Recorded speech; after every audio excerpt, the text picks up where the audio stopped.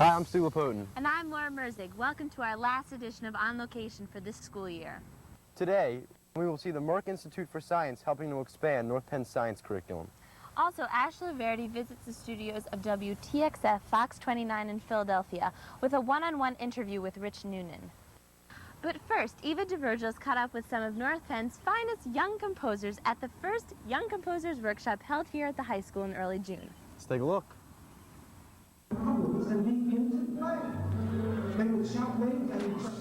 I've composed pieces in airports, on airplanes, anywhere I happen to be when I have some time to compose. But you gotta remember, it's different ear. Recently, musicians at North Penn High School had the opportunity to participate in the very first Student Composers Workshop. Created by Dr. Davis Gears, the workshop consisted of several sessions with composers from every area of music. This is the first year that we've had a Student Composers Workshop. In school we have a sequence of theory courses students can take, fundamentals of music, music theory, music scholars, and we try to incorporate some composition skills in those courses. But over the years I've found that there's a tremendous interest in composition, a lot of creative students here, and they're writing all kinds of things from electronics to kind of duets to choral things, all kinds of things going on. And I just felt that they needed something more than we could give them in the classroom when all they get to hear is my opinion and the opinion of people they can read about in books. So we wanted to bring in professionals. Okay, my name is Lou DeLise, and I'm a composer, lyricist, and producer. And I work, my specialty is writing music and lyrics and producing music for the advertising and marketing world. My name is Ed Atkins, and I'm a music teacher in the Southern Area School District and also a professional musician. I'm the curator of the Fleischer Collection in the Free Library of Philadelphia. The Fleischer Collection is the world's largest lending library of orchestral music, and we lend performance materials all over the world. We have almost 20,000 works. My name is Chris Busby. I am a professional musician. I'm a recording artist with Sony Music, Epic Records. We've just put out our first national release on that, and I'm full-time performing, writing, arranging, as well as touring. The sessions consisted of jazz, commercial uses of music, and copying and notation techniques. To give the students an opportunity to meet composers, to network with them, to find out what's going on, what do they need to know to continue composing, are they on the right track? Hopefully, and I'm sure this is what happened, that the composers reinforced or validated a lot of the feelings that the kids had. Ever since I started composing, and basically as I was saying in the panel discussion, because I don't play anything, everything I've written has been for performance, because I've always been writing for someone else. The students receive valuable career advice and the importance of networking. There are some people who will be connected up and the right things will happen to, and there's some people who, in a way will plod through and not necessarily, make the kind of copper connections. How did you end up getting involved in that? It was just, I played in only one band in high school. It was pretty much, Today was a wonderful session. I got a chance to speak with a lot of the students. We got to talk about a lot of the on-hands things I'm going through business-wise, as well as questions they have. Many of them are in bands or pursuing musical careers. Just questions about goals and orienting their lives towards a music career while still being kind of wary and careful of the business angle and knowing that it is a tough decision to make. It's not a instant lucrative thing that's going to happen, once you decide to go into this. And you have to be in it for your heart. And once you're in it for your heart, you have to stay in it for that, because there's pressure from companies and people. And you have to just remember that it's something that if you really love and want to do it for yourself. I thought talking to Christopher Busby from Ekelund was definitely a highlight, because he's a little bit older than we are, not too much. He's about 24, and he's fresh into the field. He's very exciting. It was refreshing to see someone so excited about what they were doing in music. Just how you combined different things, and I shouldn't stay myopic. I guess I should open my perspective, and anything can come into play in your music. I think it's important for young people to see a diversity of job possibilities, and to get if they have an interest in music, as these young folks do, to get a handle on what it is professional musicians do with their lives. That it is possible, A, to make a living in the music world, and B, that not all professional musicians are rock stars. They reinforce stuff that I've done before. Now, it helps me like be able to be more creative, I guess. The day also involved student recitals, which were performed in front of the toughest critics. The student compositions range from classical to folk music, each composition showing the students' unique interest in music. Warms us clean and secure in life with nothing left to lose. Waiting for the planet to rise under his body, be swept from the skies by Venus and her insane eyes.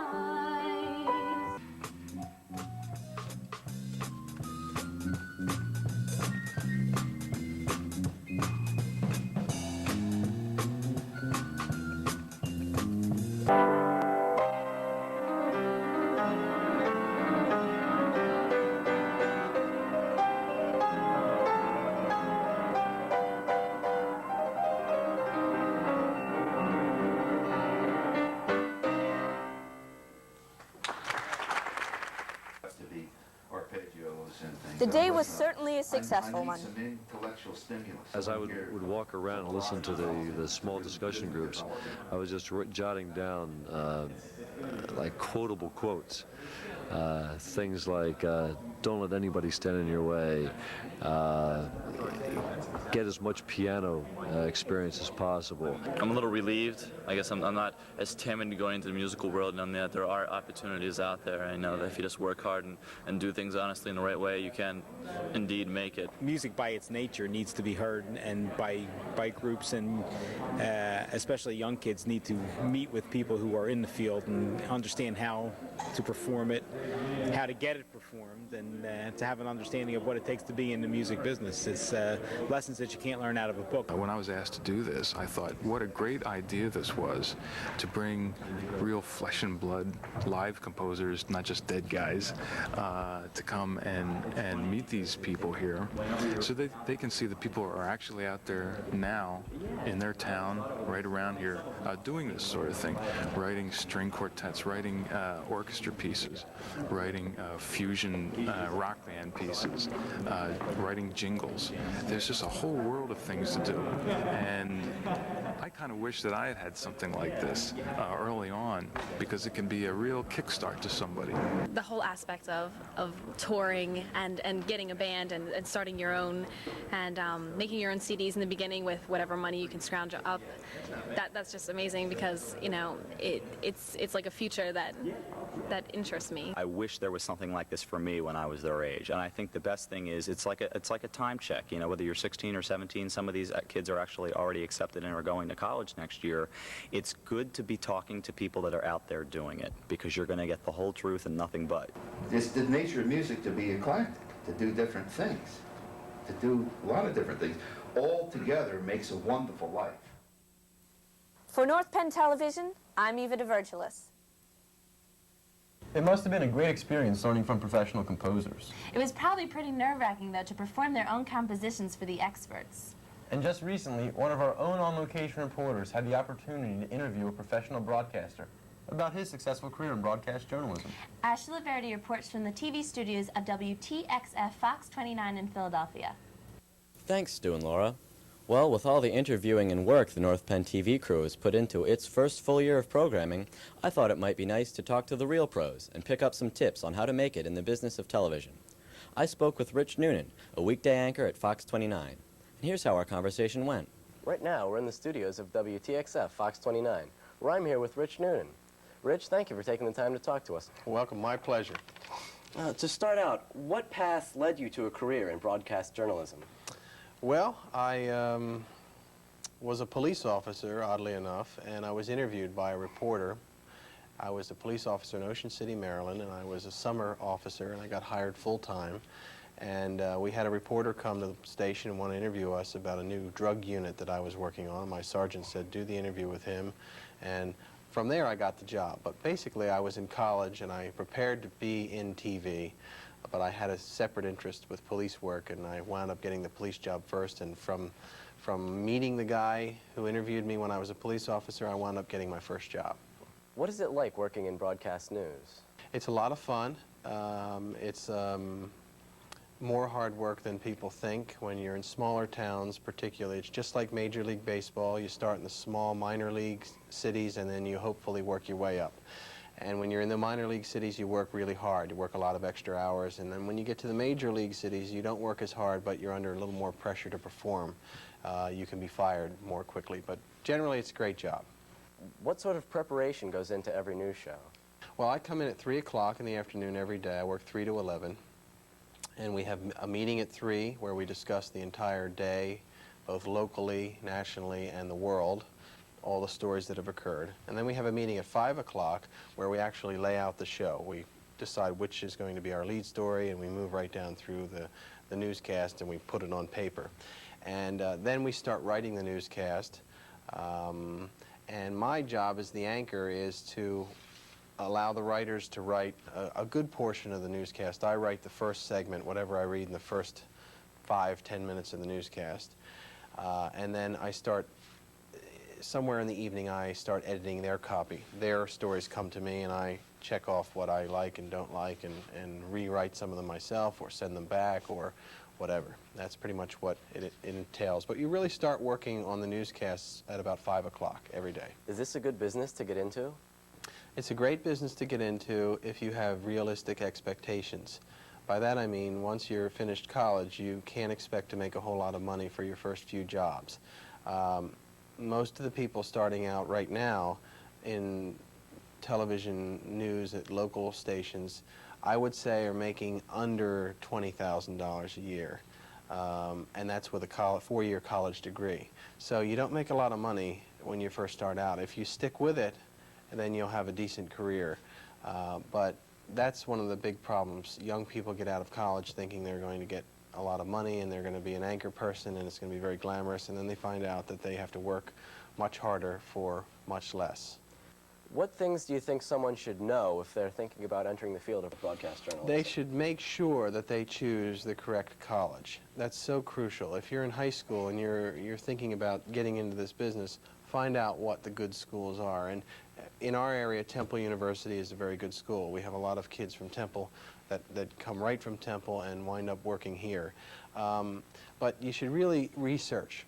If you want to be on the air in television, then you need to go to a college that does on-air production work. On-air programs on a nightly basis would be wonderful. Ithaca College, for example, in New York, does a nightly show, nightly newscast, and it's very similar to the local newscasts in small markets. So you really need to research the university and make sure that it has a very good working television facility, because that's what you'll be judged on. You won't be judged on your grades.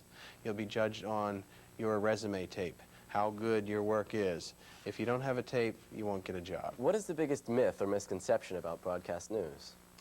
I think the biggest myth is that it's very glamorous, that we have limousines and makeup artists. It's not like that. It really isn't. Most of us in this business have been reporters for a long time before we made it to the anchor chair. And so, you know, when you're reporting, you're down there with the cops and the firemen and the ambulance people, and in my case, I was a police reporter, so I was on crime scenes every day. So it was not at all glamorous. It's hard, dirty work a lot of the times. What is the oddest and most bizarre thing that's ever happened while you were reporting on a news story? I think the most odd thing that ever happened to me was I had a call for a shooting when I was working up in Scranton, and I was across the street at a Wendy's eating lunch with my photographer. And we ran across the street to the hotel, and the guy was shooting out the window and shot the pavement at my foot, and the concrete came up and hit my foot. Make a long story short, I had to stay in this area of the parking lot for about 8 hours on a hot summer day because I was pinned down. I couldn't run out. Every time we tried to get near there, the guy would shoot at us. So the police, you know, told us to stay there and threw in a couple of Wendy's hamburgers so we could eat while we were there. And the colleagues from other stations were all videotaping me sitting there sweltering in the heat, scared to death. And that was definitely the most exciting day of my career. Rich certainly gave us a lot of great tips and insights into TV news, and he made us realize what a great start the NPTV crew has on other college-bound students. Right now we're at Crawford Stadium, where they are setting up for our graduation, the 40th commencement of North Penn High School. Yeah, we're out of here. Yeah, but Stuart, before we go, we still have to do one more segment. Oh, yeah. TV specialist Bob Gilmer took an in-depth look at the partnership between the North Penn School District and Merck & Company through the Merck Institute for Science.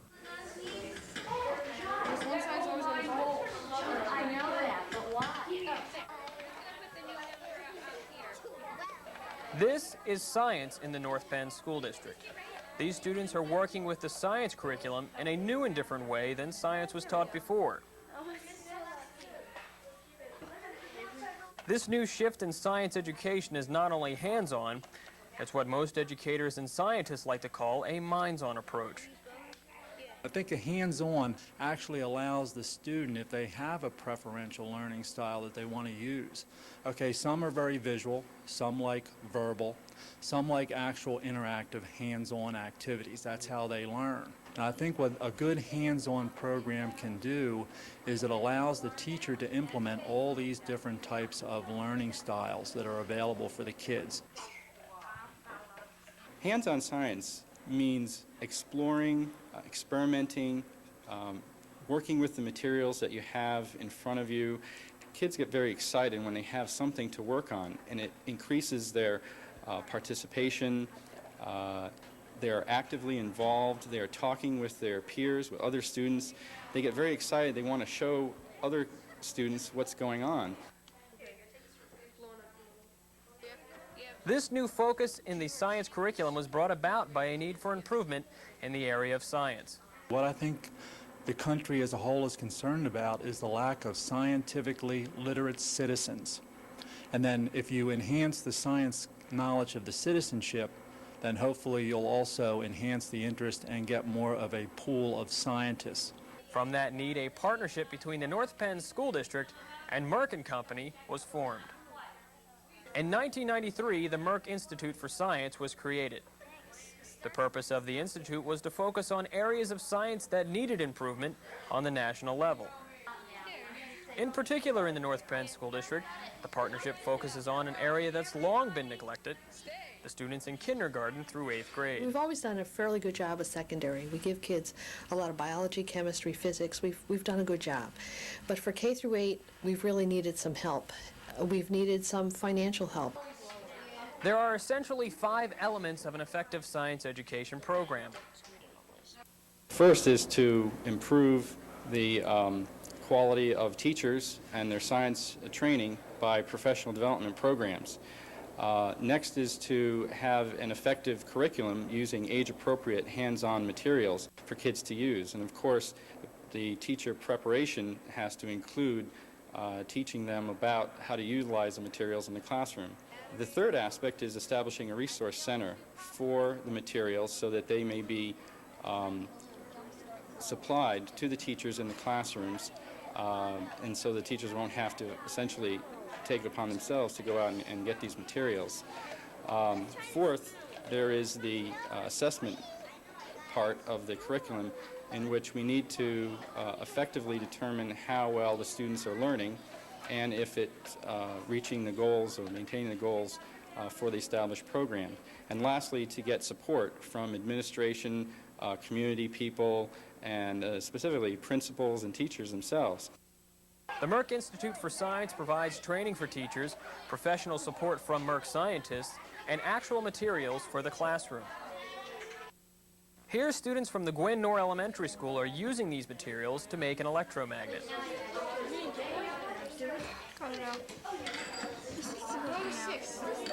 And here, a North Penn High School teacher demonstrates an experiment using liquid nitrogen provided by the Merck Institute for Science. It is a liquid in here, but it's minus 196. The air temperature is about 20. You can hear it boil as I put the warm flour in, and it calms down a little bit. What's going to happen? Not fresh anymore.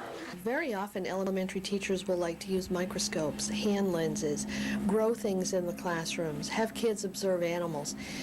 We are able to do that in a modular kit form, and that's through the financial support of Merck. It is a partnership. The district supplies money, Merck supplies money. And right now it's about a 1/3 district, 2/3 Merck.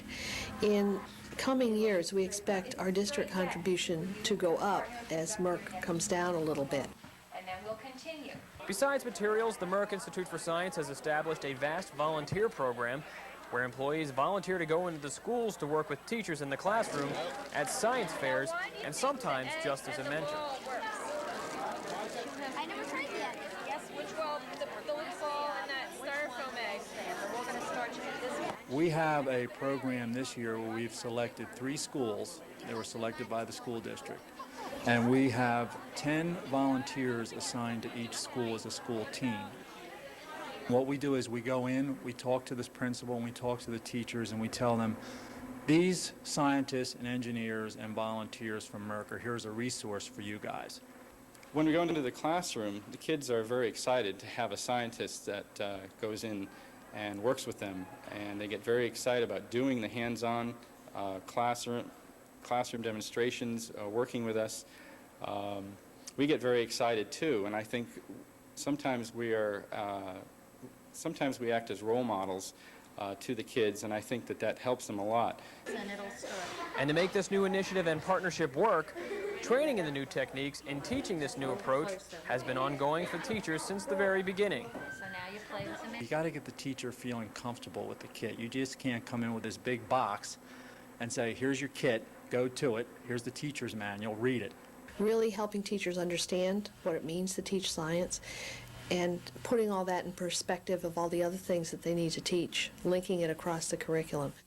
With so many new materials that need to be sent to each of the schools, the Merck Institute for Science helped to establish a resource center for the North Penn School District. The resource center is centrally located in the school district at the Penndale Middle School.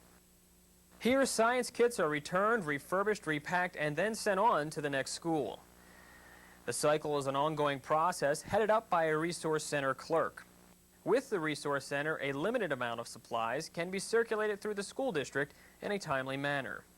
Outside the classroom, the partnership helps sponsor some very special activities. Just mix it up, hold the jar, and now try and lift the stick out. Try lift it. This is a science night at the Inglewood Elementary School. Scientists, teachers, and volunteers work hard to help spark interest in science for students. Now, all of this looks like a lot of fun, but how do we figure out if this new approach is working? All school districts have the toughest time with is assessment. How is it working? How is it working for kids? How are we testing kids based upon these new materials? Paper and pencil isn't the best way to go anymore. If a kid really knows how to put together an electric circuit, it would be nice if we were able to test the child in a very different way. That is something that's going to take us a long time to develop, and part of the professional development will link with that. We will train teachers to write tests that are a little different, and will better assess what kids know how to do. While the program has only been active for a little over a year, interest and participation in the classroom seems to be at an all-time high. If the student is involved actively with the materials and the experiments, they can visually see what is going on, and it's helping them to reinforce what it is that they're learning. So really, the kids are learning while they're having fun, and sometimes I don't think that they're thinking that they're learning, but they are. The partnership between Merck and Company and the North Penn School District is a partnership that will continue to create a long-lasting benefit to the students of the North Penn School District and the North Penn community. What did it do? For North Penn Television, I'm Bob Gilmer. Thank you for joining us. We hope you enjoyed On Location this year. We hope that you will continue to watch for new episodes throughout the summer and through next year. We know we've enjoyed doing the show for you, but before we go, we don't want you to miss our famous blooper segment. So for On Location, signing off, I'm Stu Lapoden. And I'm Laura Merzig. See ya.